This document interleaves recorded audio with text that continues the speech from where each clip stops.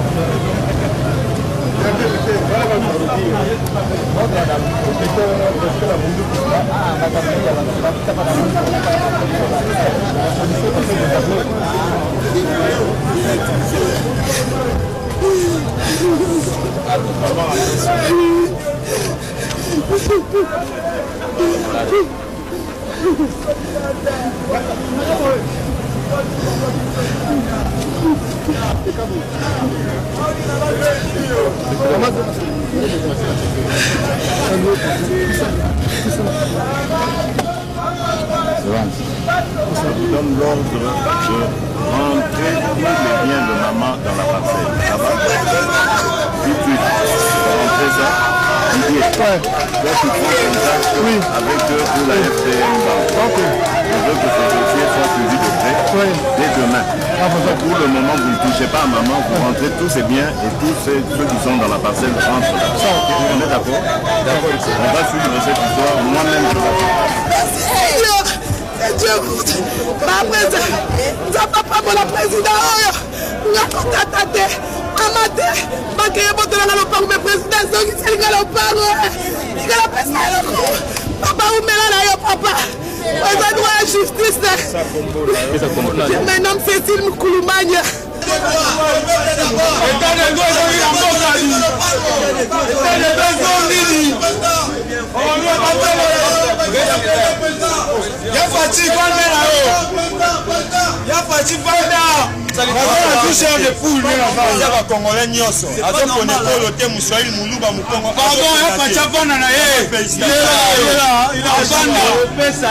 Franchement, sérieux,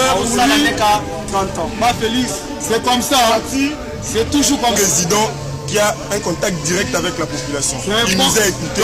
C'est notre président, on n'a pas réagi. Donc, Aoumela, président de la République démocratique, Félix Antoine Tshisekedi Tshilombo. C'était une arnaque bien organisée par la FBN Bank et ses agents et des huissiers de justice. On a toutes les preuves. Ces gens-là doivent être inculpés et doivent payer pour leurs crimes. C'est quoi le problème? Le problème est qu'ils sont venus avec des faux documents, identifiant cette parcelle, disant que le propriétaire a emprunté 440 000 $ auprès de FBN Bank. Le propriétaire de cette parcelle, qui est mon grand-père, ça fait déjà plus de 10 ans qu'il est en France. Il n'a jamais contacté la banque. Il n'a jamais eu de problème financier. Et aujourd'hui, on vient nous déguerpir sans visa, sans préavis. Donc, c'était un scandale total, comme des chiens. Comme des poulets. Heureusement, c'était que nous prions. Il nous a donné un président, le président de la justice. Qu'est-ce qu'il a fait? Le président nous a remis dans le droit. Nous avons installé. Il nous a remis notre parcelle, cette parcelle qu'on avait volée. Cette parcelle qu'on a déconstruite de propres mains. Je dis merci à mon Dieu, je dis merci au président de la République.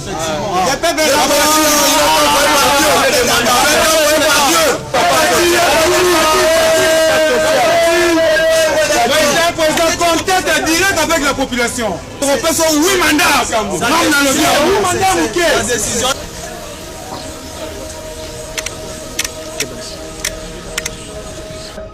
Tu sais que dans ça, on déjà.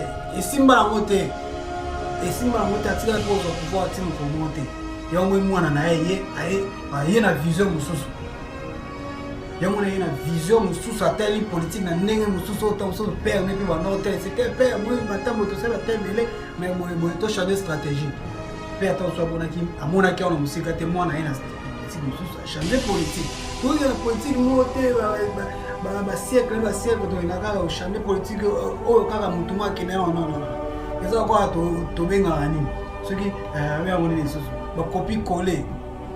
Vous avez collé quand même, vous avez une stratégie. Stratégie mais ça. Parce que mais sans stratégie, ton gars quoi Félix Tshisekedi, il y a papa. Et papa Félix, pourquoi ça l'a boé Bissopé, tout ça l'a gagné à ça qui voilà la politique moi c'est comme une archaïque. Donc tout me va changer politique. On va voir Martin Fayulu à ça le fond à tomber la base là. À créer base quoi parce que tant on bemba kozonga Kinshasa, à récupérer à bateau.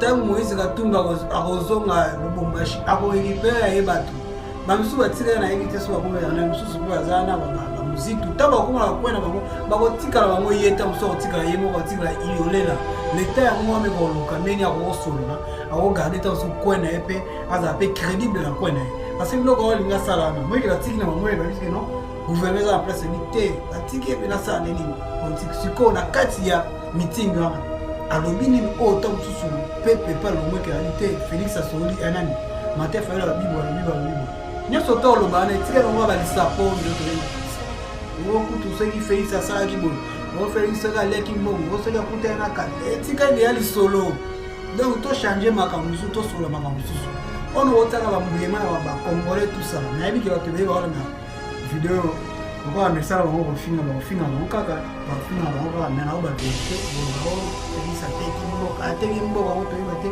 soka ateki wana nini mais tobo ça y azali ni masuka parce que ni tonde za pesa to pesa ina chance to ti ko tsa des hommes pour na ma ko moi des hommes parce que yo lokolo komika kino Félix lokolo akopena na tabila donc okoyo so ana lisuste mais vous avez pena batawa yuto le ka vous ba bino mibale so moni Félix a moni Martin Fayulu c'est que on va comprendre comment les arabes communiquent de comme communiquer ne de parce que bino so to ke ta la elo mo o ko aider pe muninga na mama mususu o aider pe PC pe c'est non moni que ça encore du pouvoir le quoi bino le dit que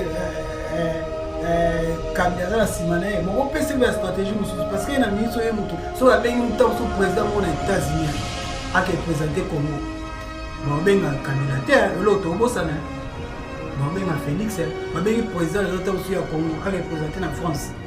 Bon ben Félix, bon ben candidat. On va sur la pour temps super candidat battre. Parce que ça sous le pouvoir té. Congo. Glody Diasiga. La mignonne. Hey! La mignonne. Tracy Mbelenga bro. Tracy Mbelenga bro. Kata.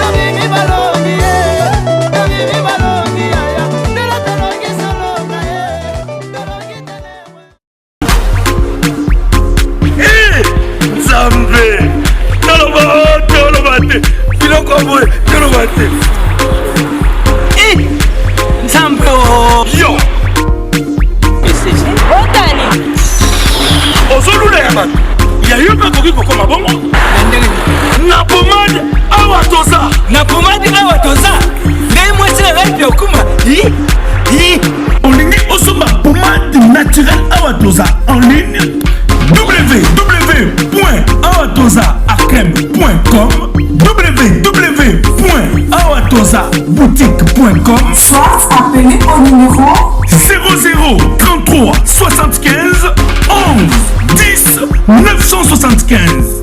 Bonne adresse ya Kosomba Pomade Awatoza, 70 rue Marcadet, 18e arrondissement, métro Marcadet, ligne 4. Pomade Awatoza esalami na bana mboka ba congolais na banzete ya mboka Congo. Bokeba na pirate mpona kovilisa bamole mipende sima pe tolo. somba gamme ya pomade Awatoza, mase yango na baparti oyo olingi evimba nsima ya 3 mois osu résultat. Salut. La pomade Awatoza, moi c'est un pas communal qui bocole. La pomade Awatoza.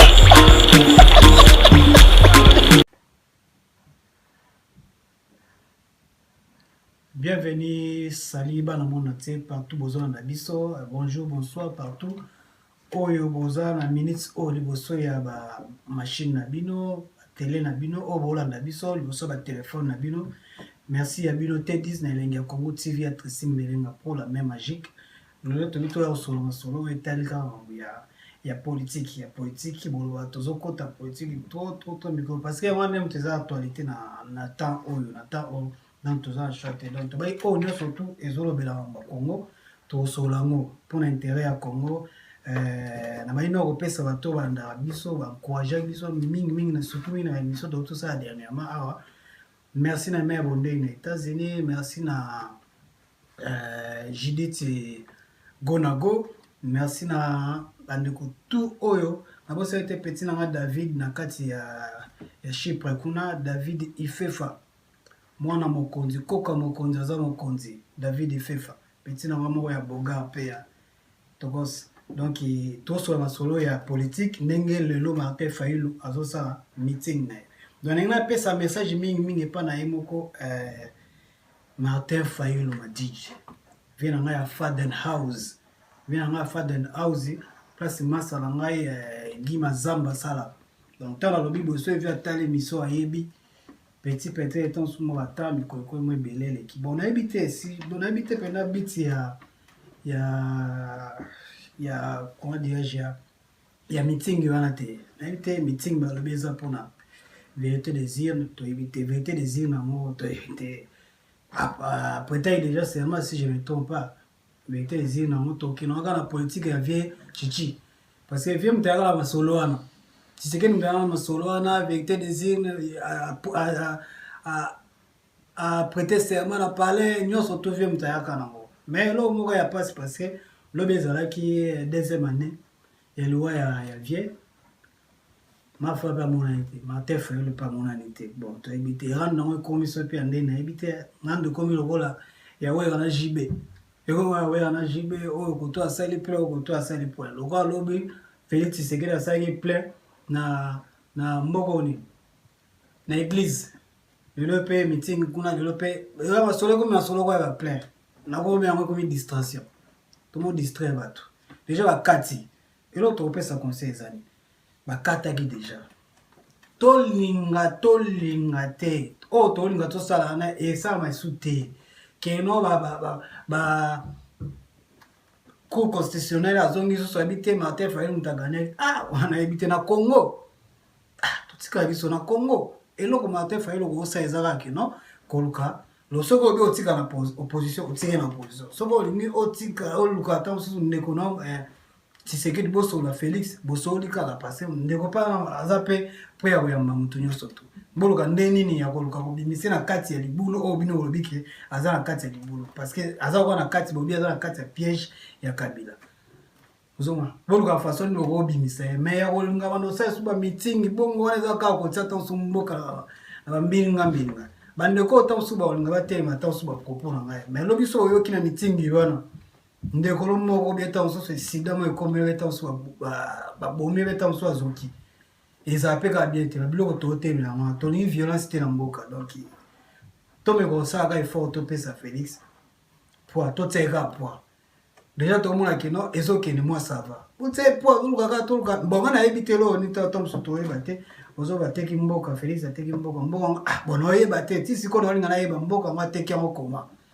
jusque là bon pesa biso congolais pesa ka compliqué mais parlant on pesa ka conseil na mafa fa il lui faut ça nini on va tout oyo ba olanda na lelo ata meeting ya lelo ba bayina mama bele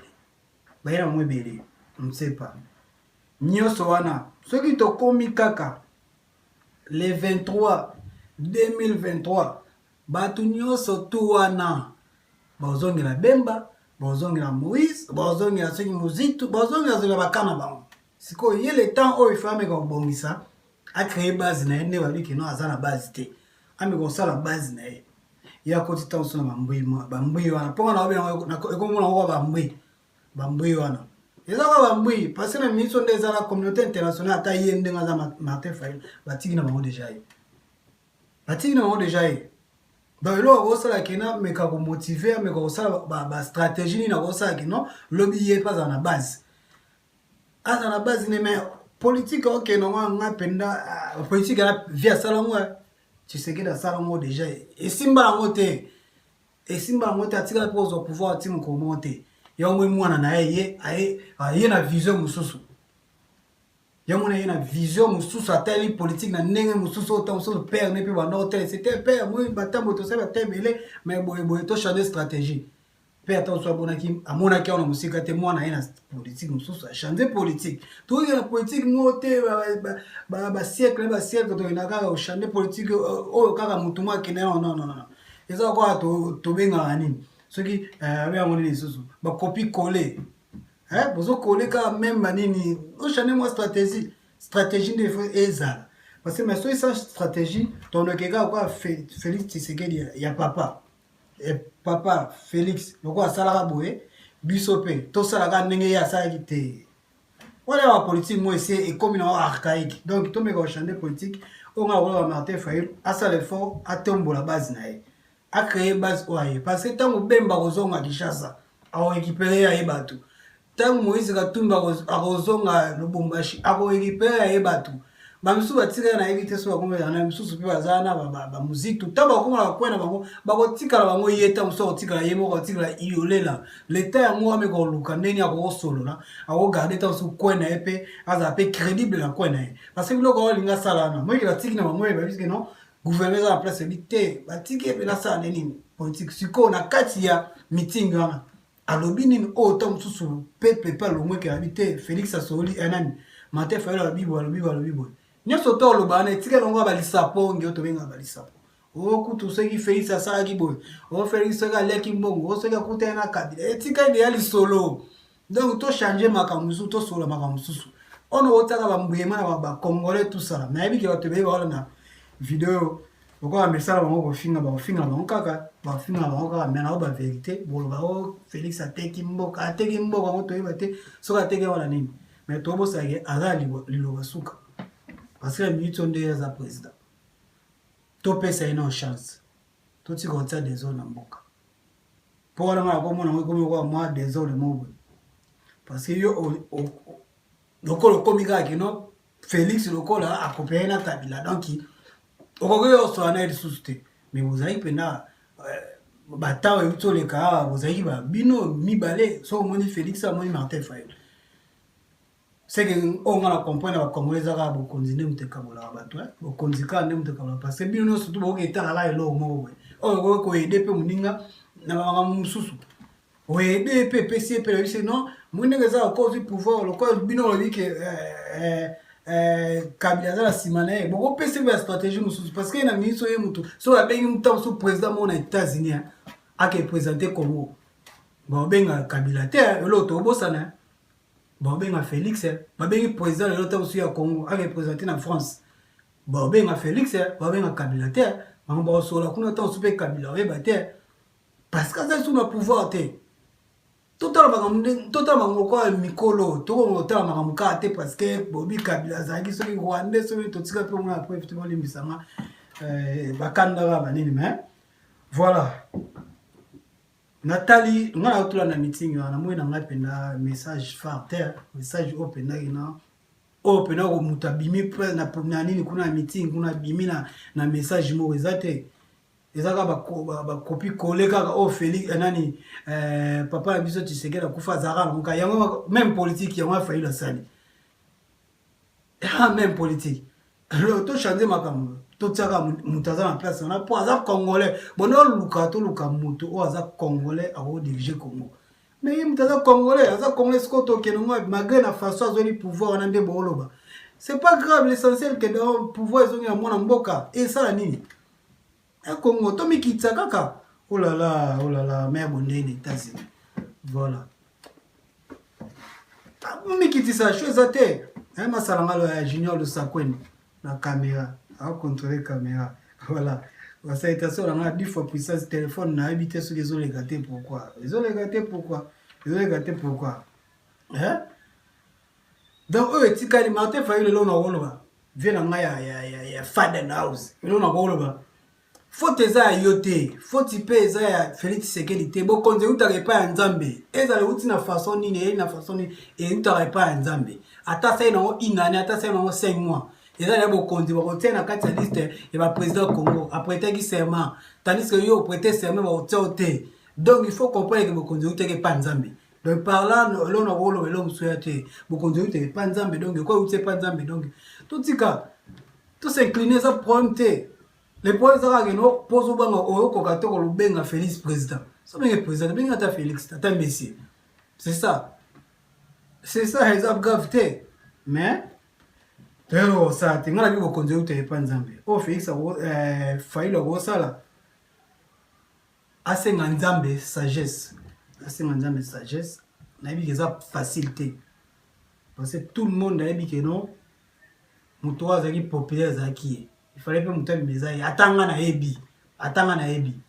mais les Congolais vont souffrir trop. Les Congolais vont souffrir trop. Donc, si on a un meeting, on va belana et comme la guerre, la tribu, comme la guerre, la coin, on va bundesa bien, on va faire ça à propreté. Voilà. On va faire ça conseil quand on a des aïeux qui habitent. T10 na Elenga Congo TV. Il y a Tracy Mbelenga pour la même magie. Vous s'abonner toujours. Vous avez na T10 officiel. Instagram kuna T10 officiel tozana ensemble parce que attention tout banda ibiso bambote na bino o moyo na mabe alimbisi na pesika conseil ba congolais ba souffrir to kamama toza ici liboke to me ko lukwa deni ya ko aider mwana mboka Félix Tshisekedi na ebite so na bino o moyo na mabe et engagé ka ye na nzambe abati na bino to mwana la prochaine. Merci. Bisous, bye.